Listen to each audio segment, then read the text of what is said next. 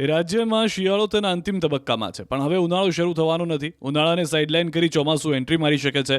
March મહિનાની શરૂઆતમાં ફરી એકવાર માવઠું ત્રાટકી શકે છે. માવઠાના એંધાણ 28 ફેબ્રુઆરીથી થઈ જશે.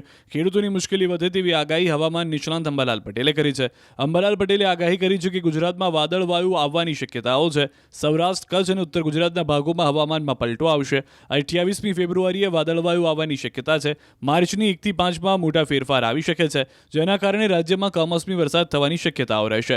આખા ગુજરાતમાં કમોસમી વરસાદ ખાબકી શકે છે. આ વખતે મધ્ય ગુજરાતમાં 20 કિલોમીટરની ગતિએ પવન ફૂંકાશે. કચ્છમાં તેજ ગતિએ પવન ફૂંકાઈ શકે છે. 7 થી 12 માર્ચમાં હવામાનમાં મોટા પલટા આવશે. આ સાથે હવામાનના અણધાર્યા ફેરફારો માર્ચના મધ્યમાં આવી શકે છે. 15 માર્ચ સુધીમાં મહત્તમ તાપમાન 40 ડિગ્રીની ઉપર જવાની શક્યતાઓ છે. જોકે વચ્ચે હવામાનમાં પલટા આવવાથી મહત્તમ તાપમાનમાં વધઘટ થતી રહેશે. ઉત્તર ગુજરાત, પૂર્વ ગુજરાત, મધ્ય ગુજરાત, ઉત્તર સૌરાષ્ટ્રના ભાગો, સૌરાષ્ટ્રના અન્ય ભાગો, કચ્છના ભાગોમાં કમોસમી વરસાદ થવાની શક્યતા રહેશે.